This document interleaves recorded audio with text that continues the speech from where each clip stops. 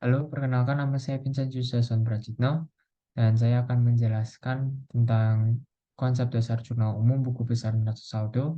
Lalu saya akan lanjutkan penjelasan tersebut dengan menjelaskan template Excel. Kalau misal mau membuat jurnal umum buku besar dan neraca saldo di Excel itu bagaimana, nah itu akan saya jelaskan. Dan untuk mengakhiri penjelasan saya akan memberikan bukti transaksi atau semacam contoh soal, seperti contoh kasus simulasi real, yang mana bisa dilihat cara memasukkannya ke dalam jurnal umum, dan kemudian bisa dilihat cara otomatisasi sistemnya yang akan menginput sendiri data-datanya ke buku besar dan juga neraca saldo. Nah, yang pertama ada jurnal umum. Jurnal umum itu fungsinya untuk mencatat transaksi keseharian perusahaan sehingga nanti bisa diinput ke buku besar neraca saldo dan kemudian bisa dijadikan menjadi laporan laba rugi atau laporan keuangan yang lain. Untuk buku besar itu sendiri itu seperti ini bentukannya. Untuk jurnal itu bentukannya seperti ini, dan untuk buku besar itu bentuknya seperti ini kalau misal ada di Excel. Begitu. Untuk buku besar ini sendiri, fungsinya adalah untuk mengelompokkan akun-akun berdasarkan nomor COA atau ini. Bisa dilihat 101, 126, 130. Nomor COA itu berada di kolom jurnal umum ini. Nah, fungsinya buku besar itu kenapa kok harus dikelompokin sih? Nah, fungsinya untuk dikelompokin itu supaya bisa kita hitung atau supaya bisa kita jumlahkan saldo-saldo dari akun-akun tersebut.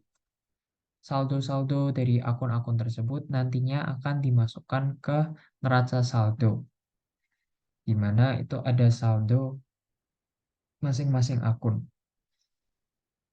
Kenapa kita harus maaf, membuat neraca saldo ini?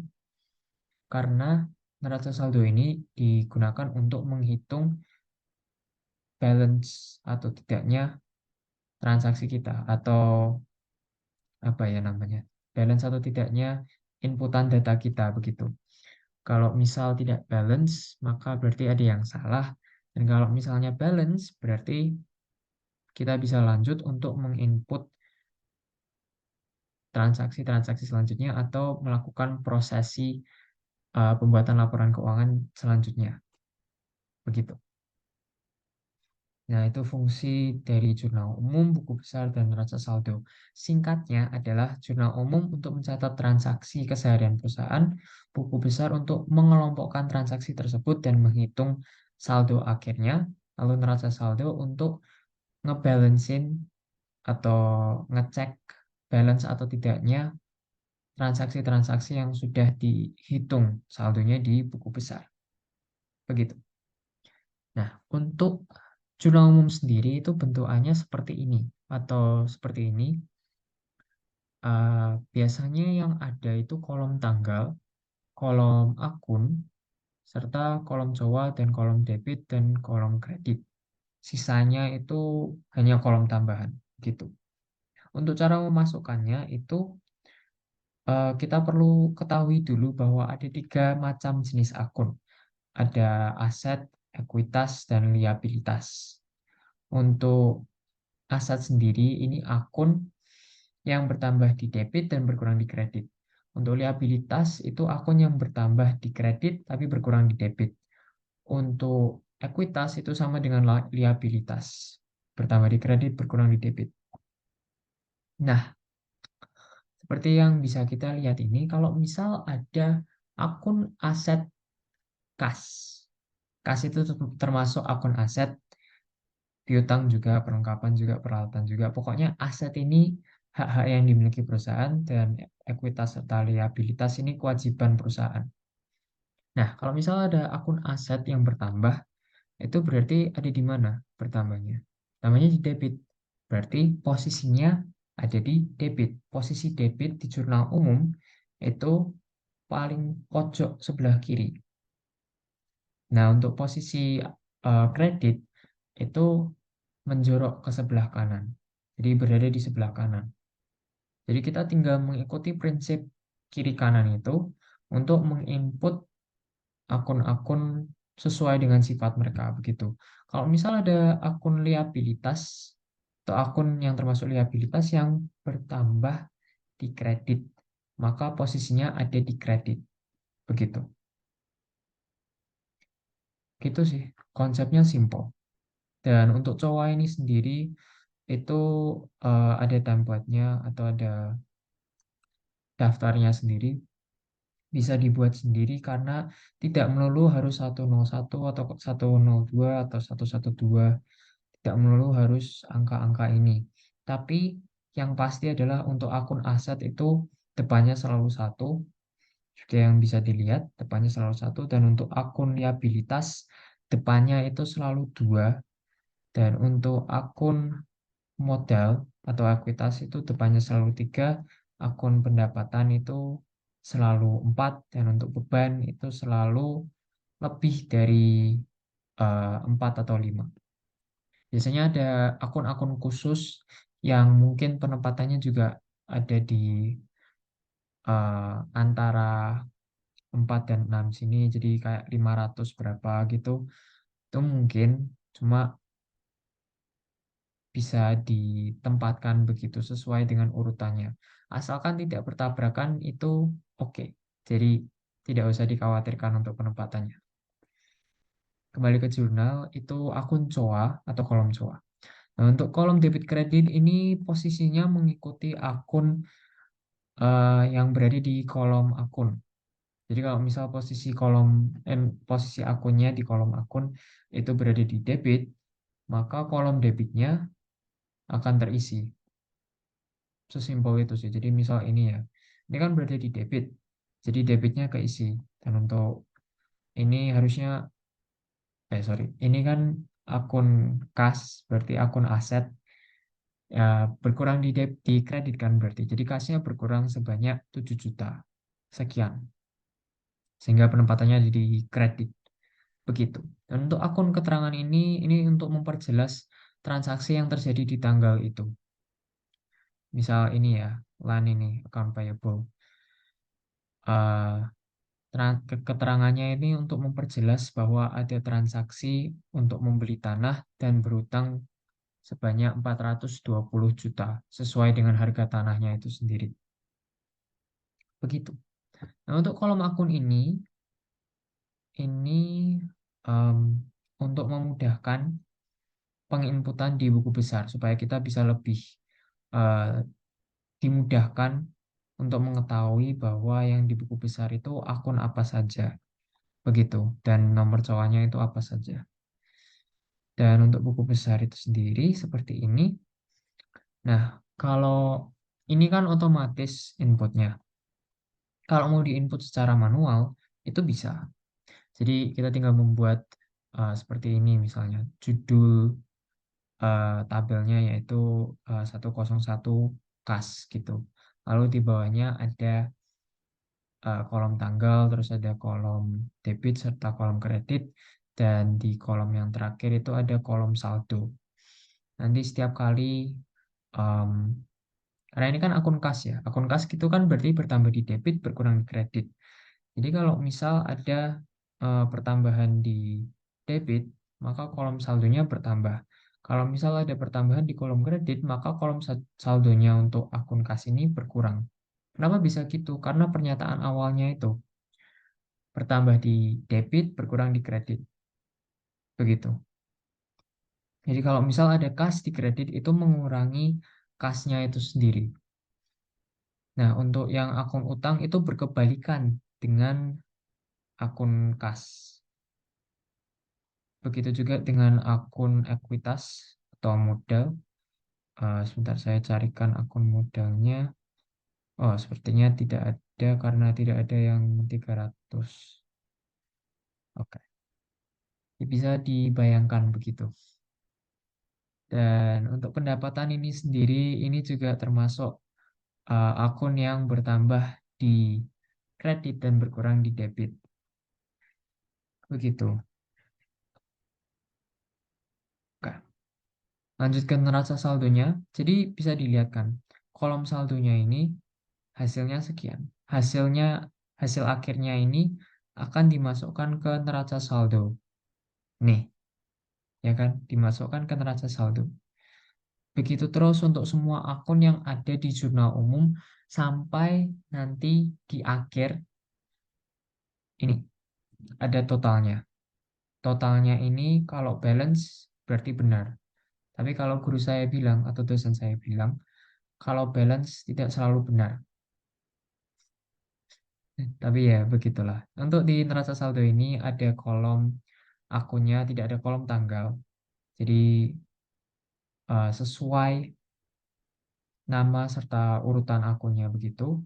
Dan kemudian untuk kolom selanjutnya ada kolom debit atau kolom saldo debit. Lalu ada kolom saldo kredit. Begitu.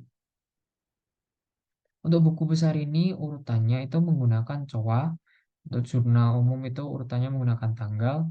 Dan untuk neraca saldo itu tidak ada urutannya sebenarnya, cuma yang ikut buku besar aja begitu istilahnya. Oke, sekian dari penjelasan konsep dasar jurnal umum, buku besar, dan neraca saldo. Saya harap bisa dipahami. Saya akan lanjut menjelaskan tentang konsep, oh maaf, saya akan lanjut menjelaskan tentang hal lainnya. Sekian.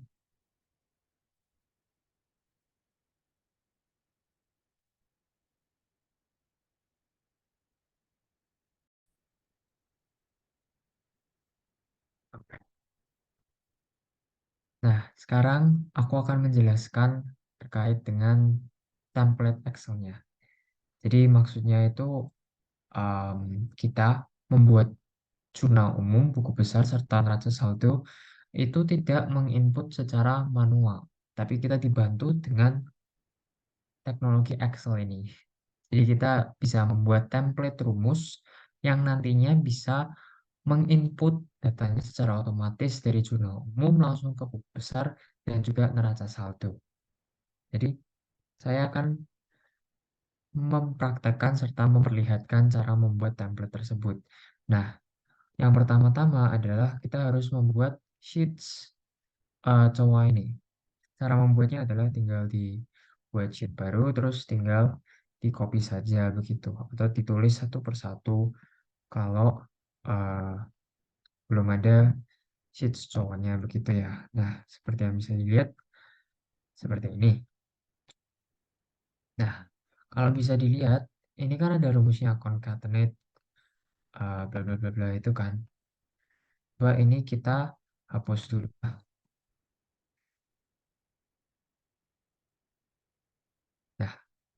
jadi kan tidak ada rumusnya nih.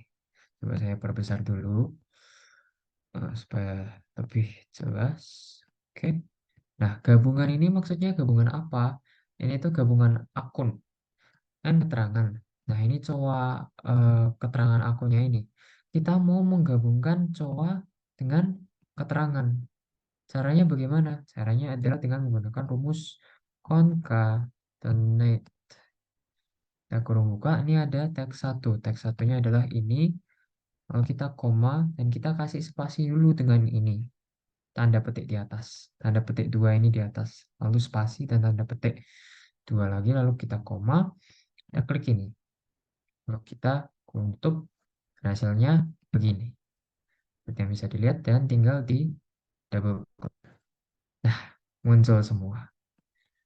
Nice, oke. Canggih ya.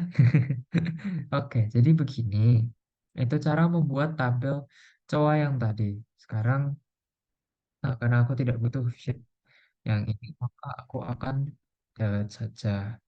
Nah, kita kan sudah punya nih tabel sheetnya. Sorry, tabel cowoknya.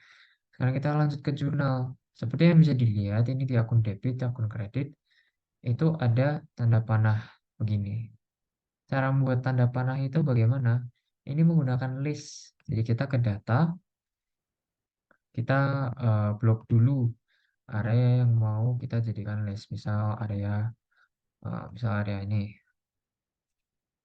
Maka kita langsung ke get data. Oh, maaf, maaf, sebentar. Kita ke data validation, klik ini. Nah, jadi kita pergi ke menu data setelah mengupload ini semua, lalu kita ke data validation, kita klik data validation, lalu allow-nya adalah list, dan source-nya adalah ini source-nya. Source-nya ini semua. Oh, maaf, source-nya adalah, maaf, sebentar, source-nya adalah akun-akun yang akan muncul di jurnal. Jadi dari cash sampai ke electrical expense. Biasanya saya lebih suka drag sampai 2 kolom di bawahnya sini, biar ada ruang sedikit gitu. Kalau semisal nanti mau menambahkan sesuatu atau nanti gitu supaya di garis ini begitu. Lalu kita oke dan akan muncul tanda panahnya begini. Bagus, bagus, bagus, bagus. Oke. Jadi itu cara membuat eh, list seperti ini, tanda panah ini. Tujuannya apa sih? Tujuannya supaya kita tidak perlu repot-repot mengetik cache begini. Meskipun kita mengetik cache, itu tetap akan muncul. Tapi kita bisa dengan mudah langsung saja em, mengscroll dan memilih akun-akun yang mau kita inputkan. Sehingga kita tidak perlu menghafal akun-akun yang kita punyai. Begitu. Nah, sekarang kita lanjut ke rumus Excel. Seperti ini. Jadi saya akan ulangi penjelasan saya dari awal. Untuk membuat sheets-nya itu tinggal mengeblok akun debit kredit dan diusahakan itu ngebloknya sampai paling bawah. Jadi kayak ngebloknya itu langsung banyak banget gitu supaya nggak perlu buat list-list lagi seperti ini. Jadi definition, lalu allow-nya list dan source-nya adalah ini di sini. Source-nya adalah cash sampai total expense, lalu oke. Akan muncul. Nah, sekarang kita berpindah ke cowoknya. Apa yang ingin kita munculkan di sini? Kita ingin memunculkan nomor cowoknya, misalnya 101 ini. Jadi kita ingin kalau di sini cash, ini langsung muncul 101 tanpa harus kita ketik secara manual seperti itu. Jadi saat kita mengklik tombol panah ini dan memunculkan cash, di sini langsung muncul 101 tanpa harus kita eh, tulis secara manual. Nah, caranya begitu bagaimana? Menggunakan rumus. Rumusnya adalah sama dengan if dalam kurung logical task-nya jika kolom D3 ini lebih besar dari 0, itu maka akan dilaksanakan perintah bla bla bla bla. Itu value if true. Value if false itu jika kolom D3 itu tidak lebih besar dari 0. Maksudnya lebih besar dari 0 itu apa sih? Jadi kolom lebih besar dari 0 itu maksudnya jika kolom ini ada isinya. Misal kolomnya tidak ada isinya, maka value-nya 0. Tapi kalau kolomnya ada isinya, maka value-nya lebih dari 0. Maka kita buat seperti ini. Jika kolom ini terisi, ada isinya, maka akan dijalankan perintah VLOOKUP. Ini adalah rumus selanjutnya. Lookup value. Lookup value itu berarti sel mana atau apakah yang ingin dicari? Yang ingin dicari adalah sel ini, D3. Maaf. Oke. Atau lebih ke patokan nyarinya itu sel mana sih? Itu sel D3. Oke. Table array-nya kita kecoa. Table array itu maksudnya tabel data. Jadi data yang mau dicari itu dari mana sampai mana sih? Nah, ini semua kita blok. Oke. Ini semua kita blok. Lalu jangan lupa kita send. dengan Fn F4. Set. Nah, langsung muncul tanda dolar-dolar ini, ya kan? Ya. Kenapa kok kita harus string? Karena kalau tidak di string, maka ini akan berpindah terus terus sampai ke bawah, ya kan? Jadi B3 D30 ini kan di sini. Kalau di bawah yang sini itu akan berubah jadi B4 D31. Nah, kita tidak mau itu karena kalau kita lihat di sini B3 itu cache. Kalau berpindah itu B4. Jadi nanti semakin ke bawah itu semakin berkurang listnya. Jadi database-nya nanti bisa-bisa yang kebaca cuma B20 sampai sini doang. Jadi dividen sampai electric cost doang. Yang atasnya itu nggak kebaca.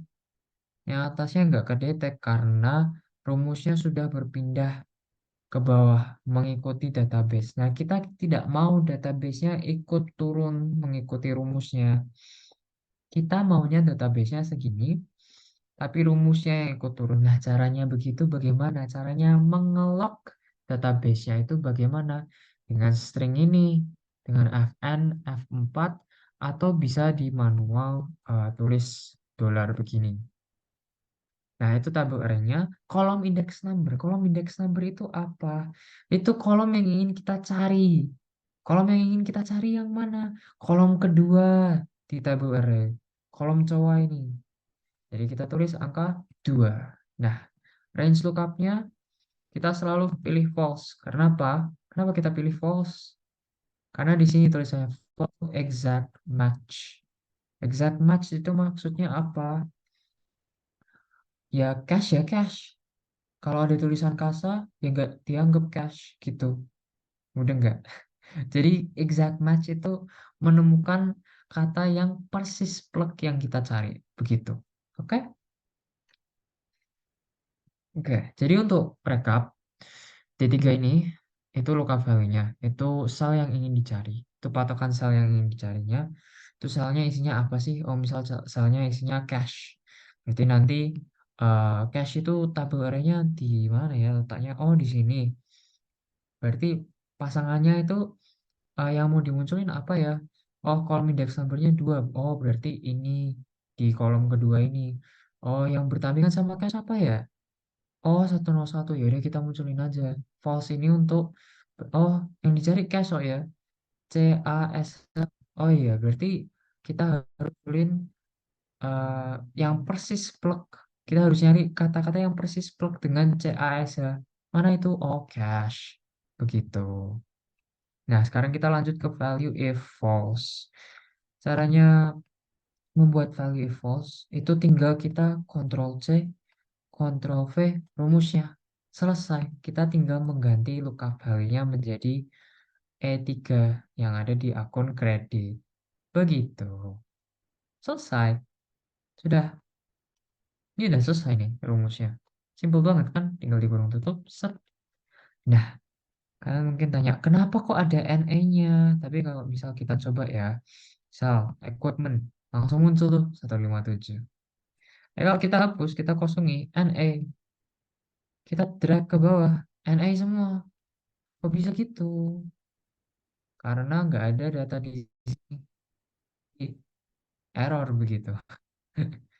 Ya kan? Iya, error. Nah, caranya supaya nggak muncul tulisan NE itu, atau istilahnya bisa lebih estetik, itu kita menggunakan if error. Kita kurung. Filenya segini. Nah, untuk value if errornya, kita koma, terus kita kasih tanda petik 2 gini. Supaya nanti kalau error, moodnya kosong. Begini. Kita drag sampai ke bawah. Oh, maaf. Nampaknya harus saya drag secara manual. Oke, kita drag sampai ke bawah. Oke, kebanyakannya.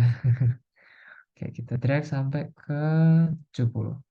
Nah, seperti yang bisa dilihat, yang kita string ini tidak berubah sama sekali.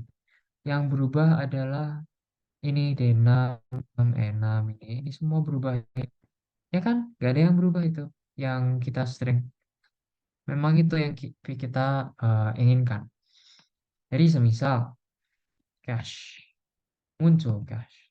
Kalau kita tulis equipment misalnya, nggak akan muncul. Kenapa?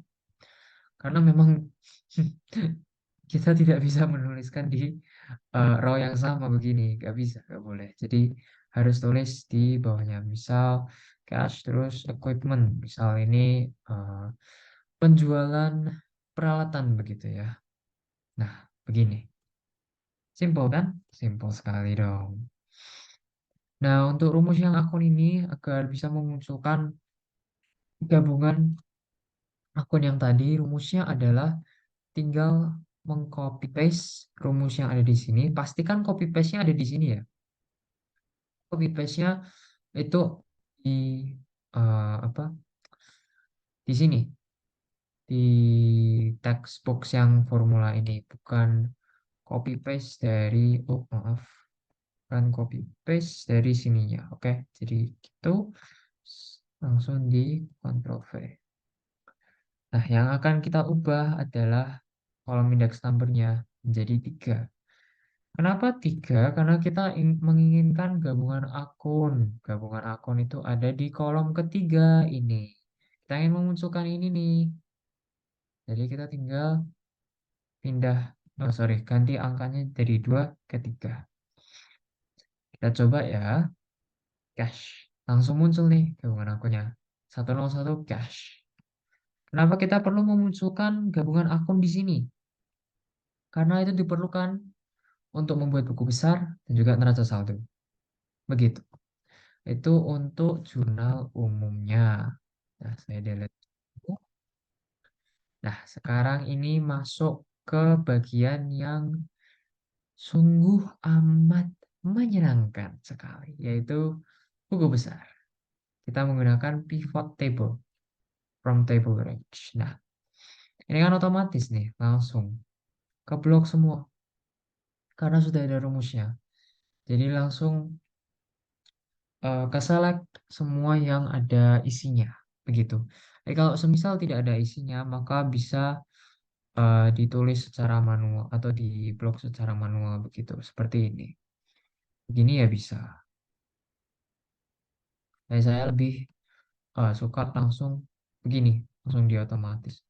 Nah, pastikan pilih yang new worksheet. Jadi tadi pivot table, terus maaf, terus bisa di select sendiri, terus pastikan pilih yang worksheet dan oke. Nah, akan muncul sheet baru. Sheet ini kita akan namakan buku besar. Selesai. Field place ini lalu akan muncul ini. Nah, yang kita butuhkan adalah akun debit, maaf. Yang kita butuhkan adalah debit kredit, sorry, debit kredit dan akun. Itu yang kita butuhkan.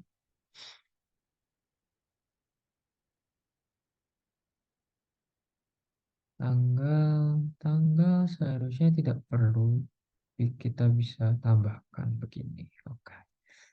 Nah, kita tinggal select itu semua, maka akan jadi begini. Lalu untuk akun ini kita ganti di bagian field seperti ini.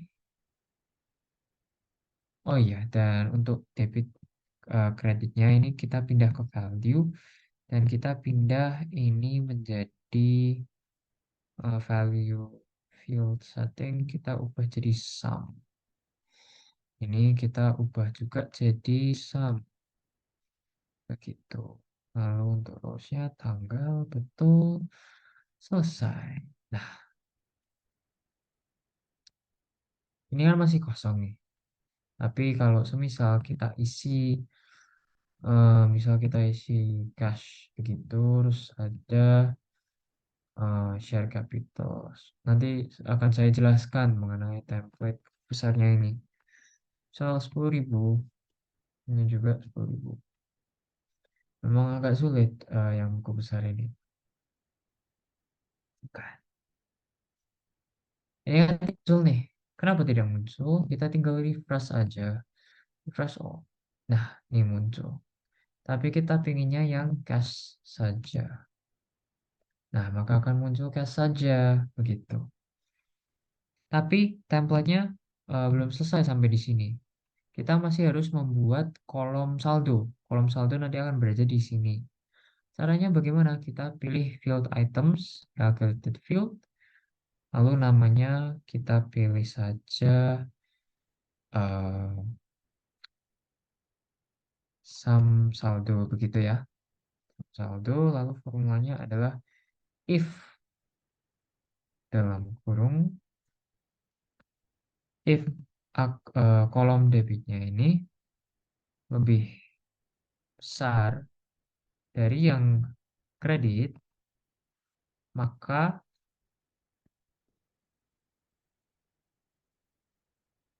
debit kurangi kredit. Begitu. Maka debit kurangi kredit. Oke. Lalu sisanya adalah kredit kurangi debit. Begitu. Oke, lalu akan muncul. Nah, begitu. Nah, ke jurnal, mari kita buat transaksi yang mengurangi akun kas. Misalnya supplies, sini kas, sini 5.000, lalu di sini juga 5.000. Maka di buku besar akan muncul, maaf, kas. Nah, saldonya adalah 5.000.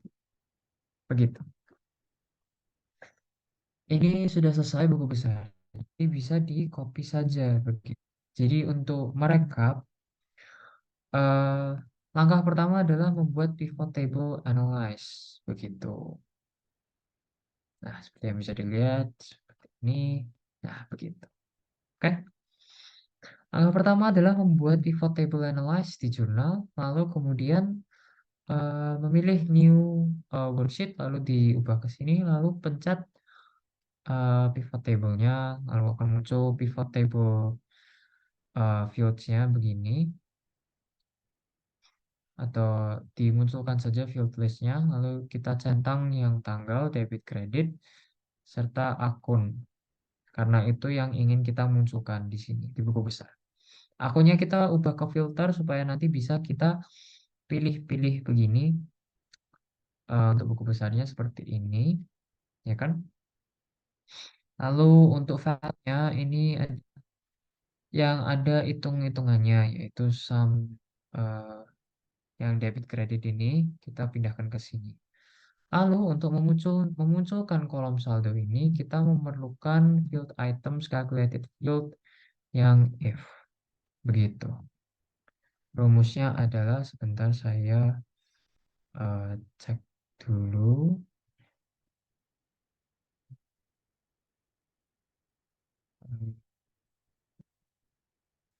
Bentar ya. Tadi ada.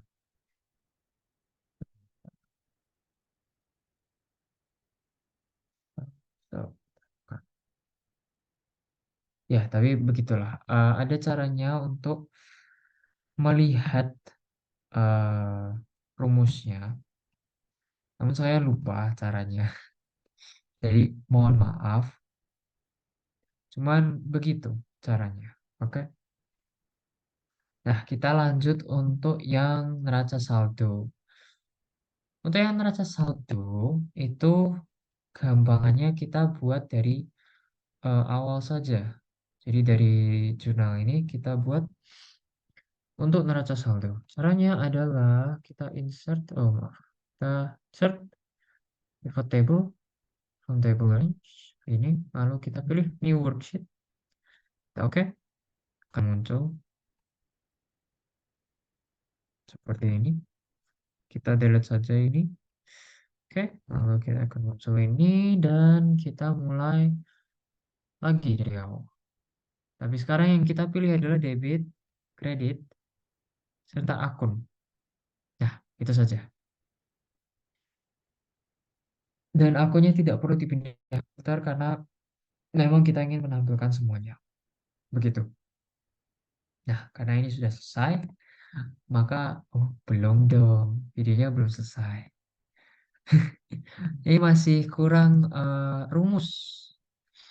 Kita ingin memunculkan saldo, kolom saldo, dua kolom saldo. Satu kolom saldo untuk yang debit, satu kolom saldo lagi untuk yang kredit. Begitu. Cara memunculkannya adalah kita balik lagi.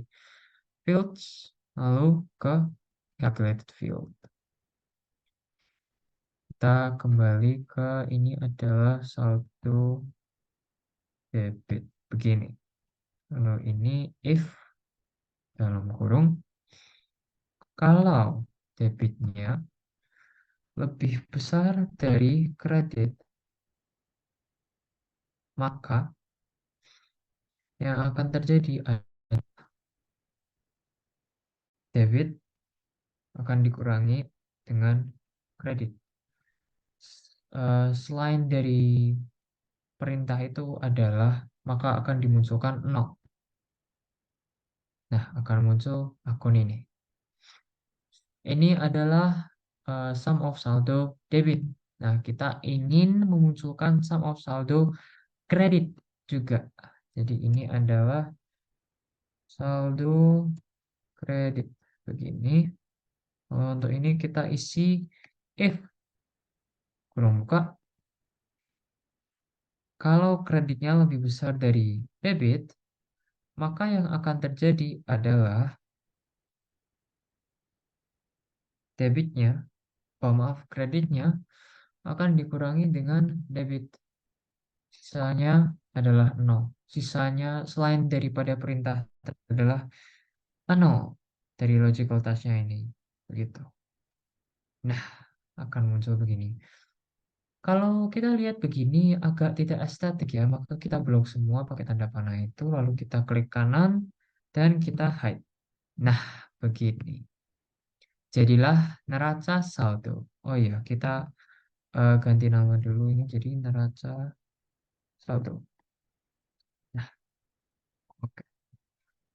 Dan untuk mencari totalnya, kita bisa geser ke sini saja, total. Kemudian supaya nanti kalau semisal tabelnya ini bergerak terus ke bawah, itu tidak menabrak total kita yang ada di bawah sini, begitu.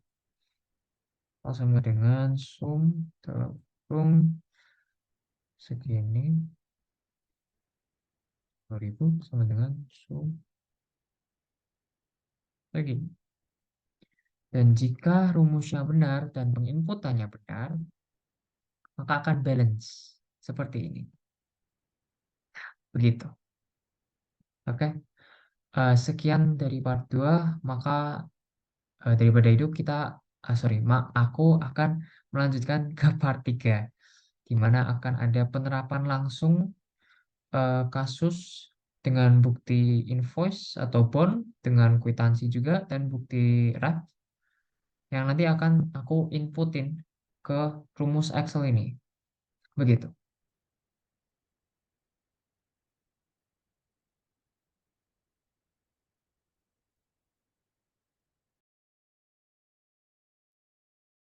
Oke, halo. Sekarang saya akan menjelaskan mengenai terapan eh, kayak soal-soal begitu yang nanti akan dimasukkan ke jurnal umum, buku besar, dan juga neraca saldo menggunakan template rumus Excel yang sudah saya jelaskan sebelumnya.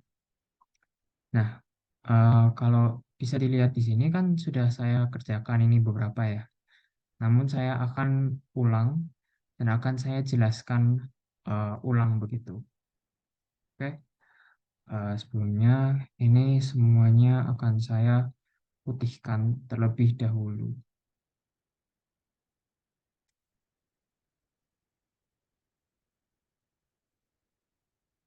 Nah, oke.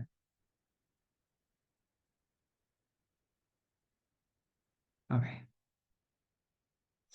Seperti yang bisa dilihat di sebelah kiri ini ada bukti transaksi surat pernyataan setor modal. Bertanda tangan di bawah ini Vincent Jason Pracitno, ini nama pemilik PT Berkajaya yang merupakan perusahaan saya.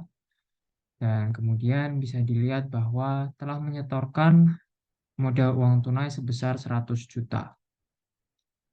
Begitu. Dan di bawah ini sudah ada nama pemilik perusahaannya serta pihak manajer keuangan yang bertanda tangan di atas materai. Berarti pada tanggal berapa ini? Tanggalnya 1 Juni ya. Berarti pada tanggal 1 Juni itu apa yang terjadi? Yang terjadi adalah munculnya eh, setoran tunai. Munculnya setoran uang tunai ke PT Berkajaya oleh pemilik PT Berkajaya. Maka akun yang akan muncul yaitu di tanggal 1 Juni itu ada kas dan juga share capital. Share capital ini maksudnya modal, modal dasar begitu ya. Kas ini kenapa penempatannya ada di debit? Karena kas ini merupakan akun aset. Akun aset itu bertambah di debit, berkurang di kredit. Kalau akun share capital ordinary ini merupakan akun ekuitas yang bertambah di kredit dan berkurang di debit. Kalau bisa kita lihat di sini itu em, ini kan bertambah ya kasnya. Kas perusahaan tentunya bertambah karena ini setoran uang tunai. Maka kasnya akan berada di posisi debit karena kasnya bertambah sebesar 100 juta. Dan untuk share capital ordinary-nya itu modalnya bertambah juga 100 juta karena pemilik eh, menyetor uang 100 juta itu untuk mengemukakan kepemilikan perusahaan itu. Jadi perusahaan eh, punya kewajiban terhadap pemilik, makanya bertambah di eh, akun kredit ini atau di kolom kredit karena juga merupakan akun ekuitas. Nah, fungsinya eh, akun di sini itu adalah untuk nanti di buku besar dan juga neraca saldo agar memudahkan saja memasukkannya begitu. Ini nanti saja. Oke. Nah, selanjutnya itu ada invoice dari PT Gading Murni pada tanggal 2 Juni 2023. Maka kita masukkan tanggalnya terlebih dahulu dan kemudian kita masukkan akunnya.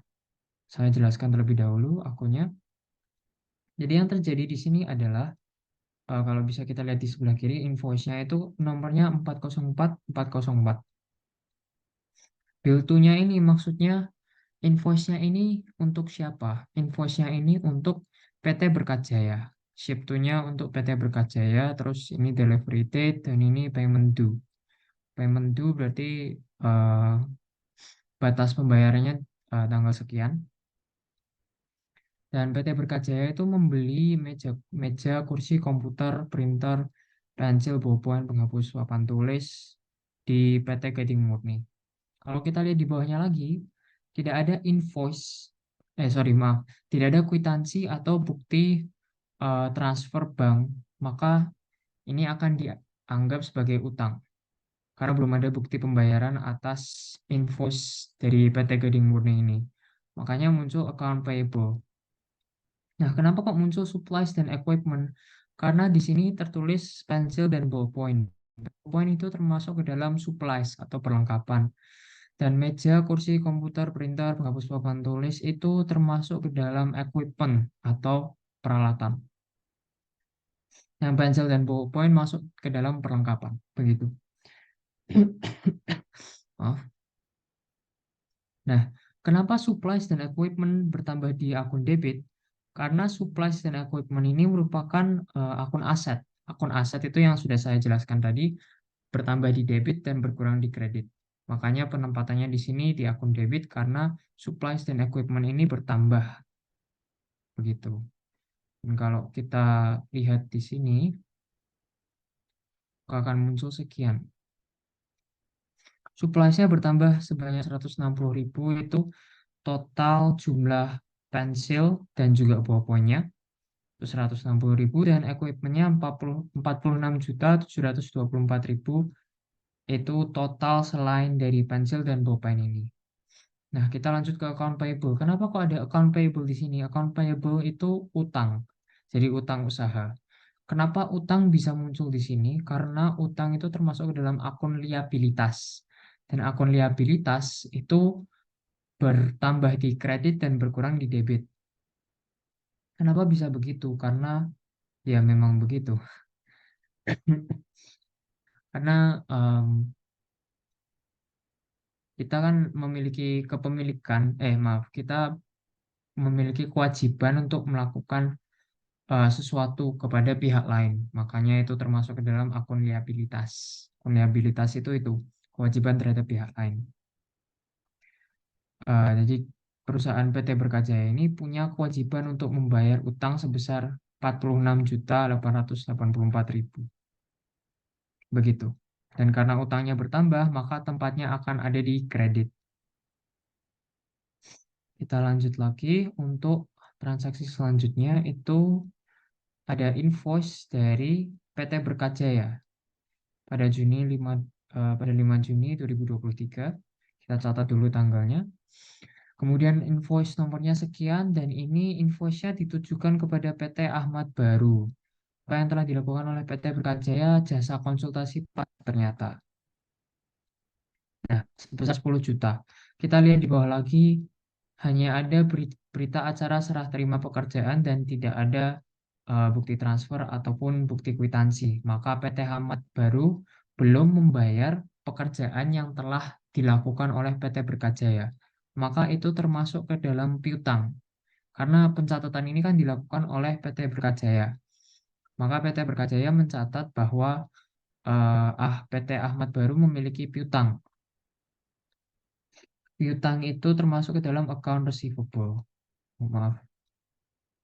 Oh ya, sebentar. Maaf. Oke, account receivable. Kenapa kok account receivable berada di akun debit di kolom debit ini? Karena account receivable ini itu em, merupakan aset, akun aset sehingga bertambah di debit berkurang di kredit.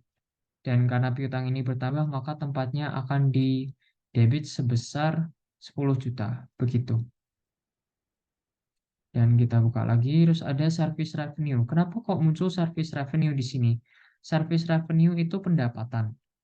Kenapa muncul pendapatan di sini? Karena kita harus menuliskan kalau kita sudah mengerjakan pekerjaan kita, maka bisa diakui sebagai pendapatan. Pendapatan ini akan menambah modal, makanya tempatnya ada di kredit.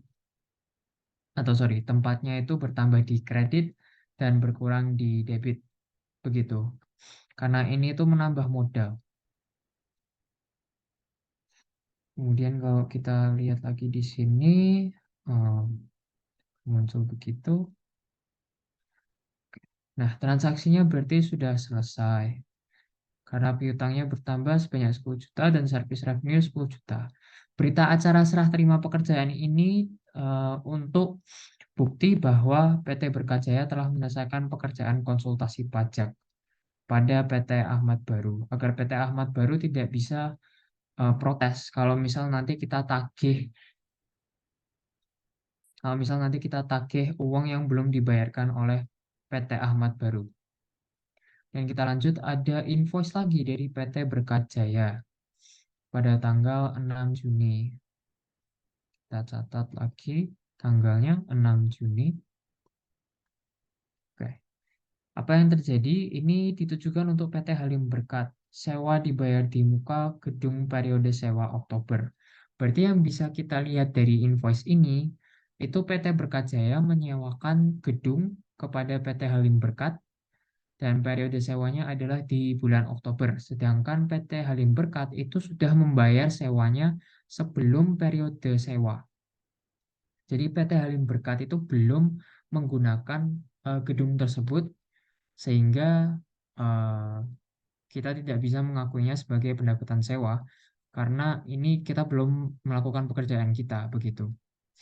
Maka PT Halim Berkat ini kan membayar di bulan Juni, padahal periode sewanya di Oktober. Maka kita catat sebagai sewa diterima di muka atau ini sebentar. Nah, unearned rent revenue. Di sini kenapa muncul bank? Kenapa kok bank berada di kolom debit sini? Karena kalau kita scroll ke bawah, ada bukti transfer yang menyatakan bahwa PT Halim Berkat telah membayar sewa gedung bulan Oktober di bulan Juni. Maka akun yang pertama bukan kas, tapi bank, karena ini membayarnya lewat bank. Jadi akun bank yang akan bertambah. Akun bank ini termasuk ke dalam akun aset, mirip dengan kas, hanya saja ini tuh bentuk uang digital. Kalau kas kan bentuk uang tunai. Kalau ini hanya bentuk uang digital saja begitu. Kemudian unearned rent revenue, kenapa dikredit? Karena sewa diterima di muka itu tentunya menambah modal kan ya. Maaf, sewa diterima di muka itu bukan termasuk modal, bukan termasuk pendapatan, tapi termasuk ke dalam akun utang. Kenapa kok bisa akun utang? Karena karena kita berhutang eh, terhadap PT Halim Berkat. Kita kan belum melakukan pekerjaannya kita, maka itu kita berhutang eh, atas pekerjaan yang seharusnya kita lakukan ke PT Halim Berkat. Begitu. Makanya berada di kolom kredit ini. Karena akun utang atau liabilitas itu kan bertambah di kredit dan berkurang di debit. Begitu. Oh ya, ini cowoknya belum saya buka ya. Nah, begitu. Ini langsung saya buka saja. Maka bank akan bertambah sebesar 30 juta. Betul. Dan unearned rent revenue-nya sebesar 30 juta. Kita lanjut ke transaksi berikutnya. Ada invoice dari PT Persewaan pada Juni tanggal 10 2023. Invoice nomornya sekian dan ini invoice-nya ditujukan kepada PT Halim Berkat. Maaf, kepada PT Berkajaya. Kenapa kok bisa begini? Karena PT Berkajaya membayar sewa ruko kantor pada periode sewa Oktober. Ini kasusnya hampir sama dengan em, PT Halim Berkat, yang mana posisinya saja yang terbalik. Jadi kita PT Berkajaya kita yang membayar sewa sebelum waktunya gitu kepada PT Persewaan. Jadi pembayaran sewa ruko kantor sebesar 20 juta. Dan di bawahnya ada bukti transaksinya, bukti transfernya, bukti transfer bank. Maka akun yang akan muncul adalah prepaid rent, maaf, ya prepaid rent dengan akun bank di sini. Kenapa kok bisa akun bank berada di sini? Karena bank kan bertambah di debit berkurang di kredit, sama dengan kas, sama kayak akun-akun aset lainnya. Dan di sini kan banknya berkurang karena kita membayar menggunakan bank. Maka bank berada di kredit. Dan untuk prepaid rent, kenapa kok sewa dibayar di muka itu berada di akun debit? Karena prepaid rent ini kita memiliki hak. Jadi ini termasuk dalam akun aset. Kenapa? Karena kita punya hak untuk eh, merasakan manfaat sewa. Kan kita belum merasakan manfaat sewa nih. Kita harusnya merasakan manfaatnya pada saat bulan Oktober, tapi sudah kita bayar pada bulan Juni. Maka kita punya hak untuk merasakan sewa tersebut. Kita punya hak untuk berada di tempat tersebut. Makanya eh, munculnya di akun debit tempatnya. Begitu. Kemudian kalau kita buka semuanya, maka prepaid trendnya sebesar 20 juta dan banknya sebesar 20 juta. Betul ya? Betul. Sesuai dengan invoice dan juga dengan bukti transfernya. Kita lanjut ke tanggal selanjutnya yaitu 12 Juni. Apa yang terjadi? Muncul kwitansi pembayaran dari PT Ahmad Baru. Ini PT yang berhutang kepada kita. Sebentar. Nah ini PT Ahmad Baru ini. Ini. PT yang berhutang ke kita sebanyak sebentar, sebanyak 10 juta. Munculnya kwitansi pembayaran ini menjadi tanda bahwa PT Ahmad Baru ini membayar secara kas. Seperti bisa dilihat untuk pembayaran invoice nomor sekian dan pada tanggal sekian, tanda tangan kedua belah pihak,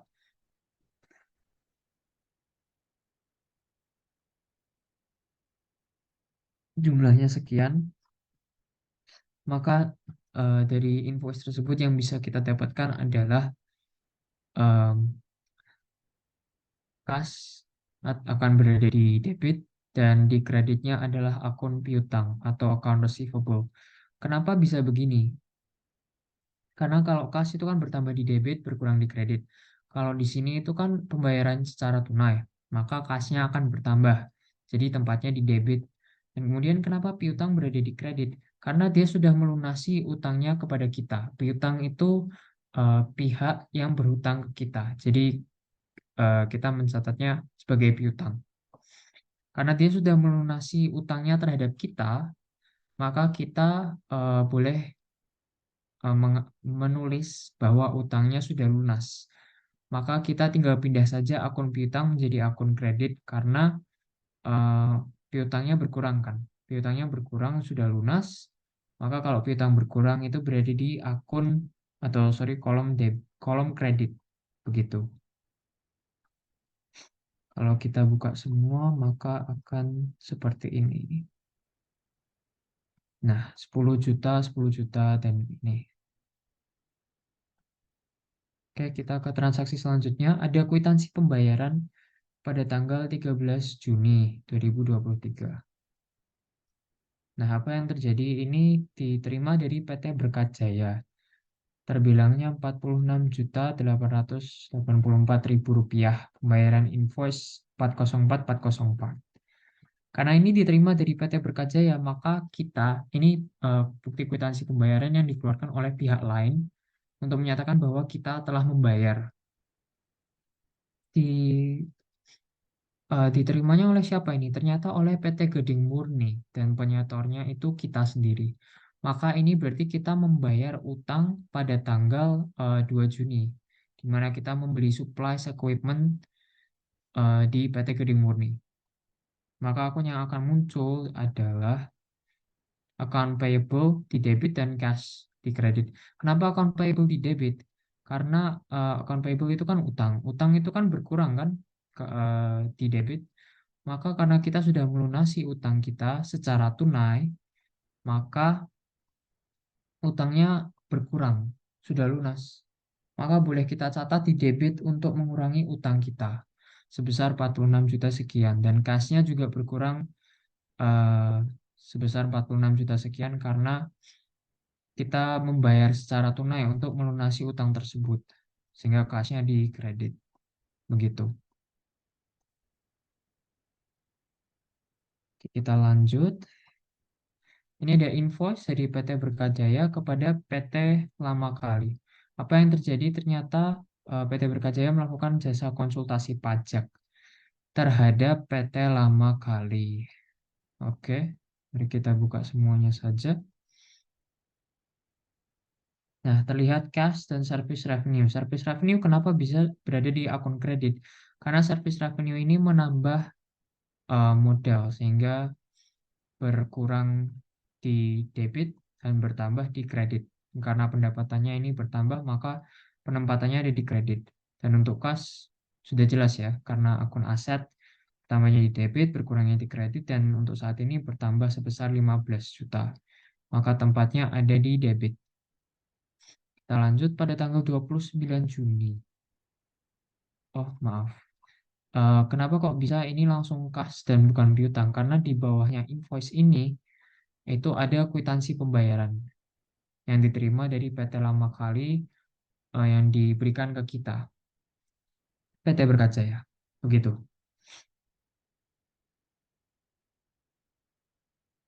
Kita lanjut. Nah, di tanggal 29 Juni ini ada M-commerce transaksi bukti transaksi bank. Jadi kita transfer Kalau mau beli token gitu kan, biasanya kan lewat m-commerce, token listrik gitu kan. Maka kita em, membayar listrik ini berarti. Perusahaannya membayar listrik tapi lewat token di e-commerce. Maka yang akan muncul adalah beban utilitas dan juga akun bank. Kenapa beban itu berada di debit? Karena beban atau expense itu mengurangi modal. Kalau mengurangi modal berarti kan seharusnya tempatnya berada di debit, bukan kredit. Karena kalau di kredit itu menambah modal.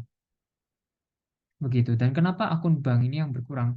Karena kita membayar melalui rekening banknya kita. Begitu.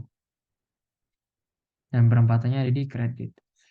Kenapa kok bisa 500, 2.500? Padahal di sini kita hanya mentransfer 500.000 doang.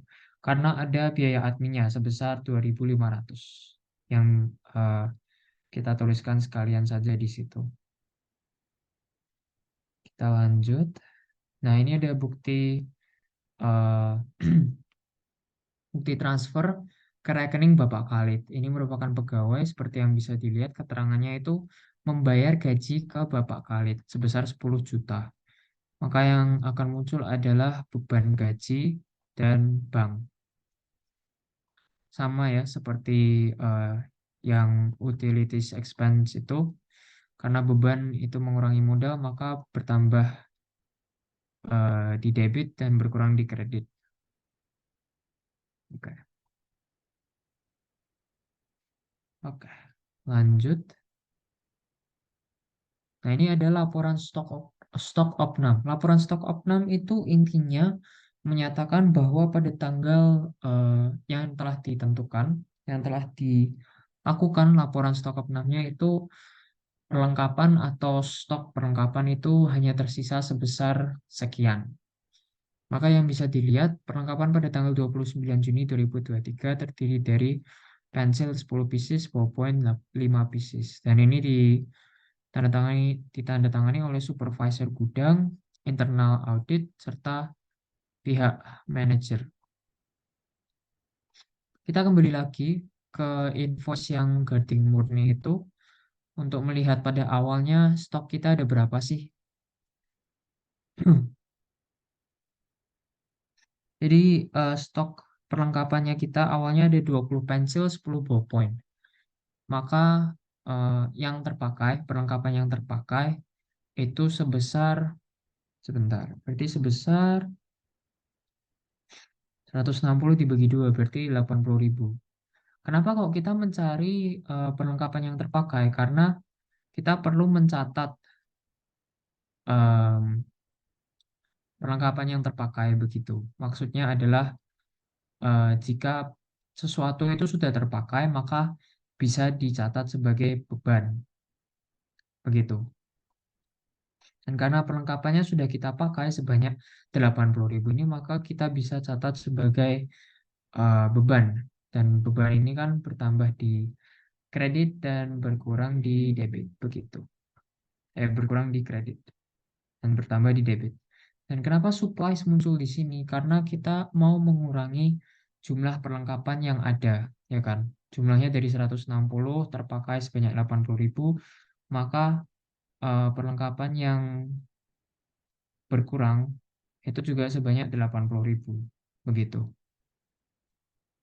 Dan karena perlengkapan itu berkurang di kredit, maka penempatannya ada di akun kredit, di kolom kredit ini. Oke, kita lanjut. Transaksi selanjutnya itu ada tanda terima uang. Ini berarti pemiliknya telah mengambil eh, sejumlah uang dari PT Berkajaya, yaitu perusahaan pemiliknya sendiri. Dan pengambilan uangnya ini untuk kepentingan pribadi. Jadi ini termasuk ke dalam prive, seperti yang bisa dilihat sebagai pengambilan untuk kepentingan pribadi pemilik PT Berkajaya sebesar 8 juta. Maka di sini akan muncul akun prive dan juga bank. Kenapa prive muncul di debit? Karena prive itu kan mengurangi modal. Kita eh, ini bakal dianggap sebagai beban begitu kan. Kita menarik uang gitu dari perusahaannya, maka akan dianggap sebagai pengurangan modal begitu. Dan kenapa akun bank berada di kredit? Karena eh, seperti yang bisa dilihat di bawah sini, ini adalah bukti transfer ke rekening Bapak Vincenzius Jason Pracitno. Ini yang merupakan eh, pengambil uang tersebut sebesar 8 juta, keterangan privé. Jadi ini bukti transfer bank. Maka banknya berkurang sebesar 8 juta. Begitu. Dan karena berkurang, maka penempatannya ada di kredit. Sudah selesai. Sudah tidak ada bukti transfer lagi, maka kita akan melihat di buku besarnya. Nah, seperti yang bisa dilihat, ini buku besarnya kan sudah jadi semua. Namun untuk cara pembuatannya itu sangat simpel. Awalnya, sebentar ya, saya contohkan.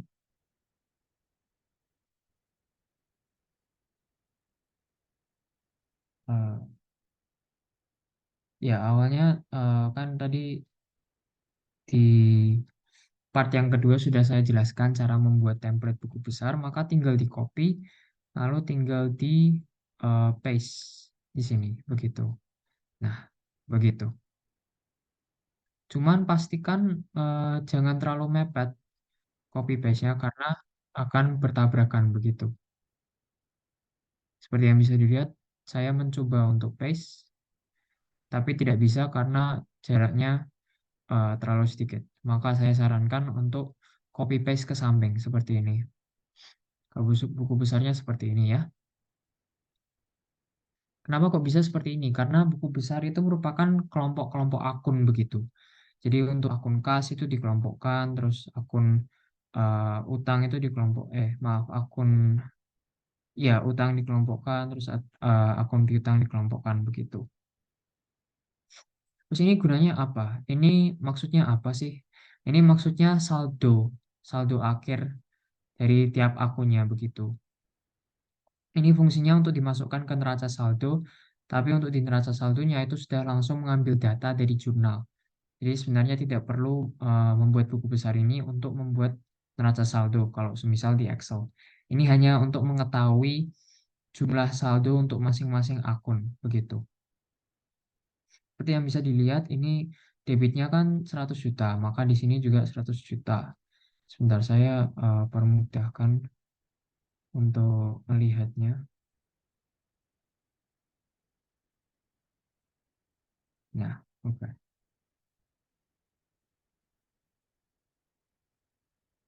Ya, begitu. Oke. Yang 100 juta. Maka di saham saldonya itu 100 juta dan di sini 10 juta, 10 juta. Karena ini di kredit maka ini 46 juta mengurangi 110 juta ini. Jadi 46 juta sekian ini mengurangi 110 juta, kemudian ditambah lagi 15 juta dengan hasilnya 78 juta sekian. Dan rumus atau perhitungan yang tadi saya sebutkan itu berlaku untuk semuanya seperti ini misalnya. 160, 160. Kemudian dikurangi 80, karena yang ini dikredit, maka hasilnya 80.000 untuk saldo akhirnya. Begitu.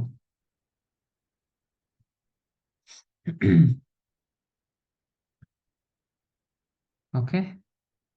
Dan kalau semisal ini akun kredit, maka, oh maaf, maka akan ditambahkan begitu. 10 juta ditambah 15 juta, 25 juta. Itu kalau akun kredit semua. Kalau semisal akun debit semua, maka yang ditambahkan juga akun debit semua di sini. Kalau ada akun debit dan juga akun kredit, maka akun debit akan ditambahkan dikurangi dengan akun kreditnya. Begitu. Kita ke neraca saldo. Nah, untuk di neraca saldonya seperti ini, awalnya itu tidak ada apa-apa, begitu kemudian langsung muncul angka-angka begini. Ini merupakan saldo-saldo akhir yang tertera di buku besar. Misal ini, 78 sekian ini ya. Saya permudahkan untuk melihat sebentar ya. Nah, lebih mudah. Oke. Ini 78, 116 sekian. Kalau kita lihat di buku besar, itu merupakan saldo akhir dari kas. Benar ya? Iya benar. 101 kas. Begitu juga untuk seterusnya. Kemudian totalnya adalah ini. Ini untuk melihat apakah neraca saldo balance atau tidak. Itu fungsi utama neraca saldo untuk mengecek apakah seimbang atau tidak begitu saldonya. Oke, sekian. Em, jadi untuk membuat neraca saldo secara manual itu harus dibuat dulu buku besar supaya nanti bisa diketahui saldo akhirnya itu berapa dan kemudian nanti bisa ditaruh di sini begitu. Oke, sekian penjelasan dari video saya kali ini. Maaf jika ada salah penjelasan atau salah kata begitu. Terima kasih sudah mau menonton. Dadah.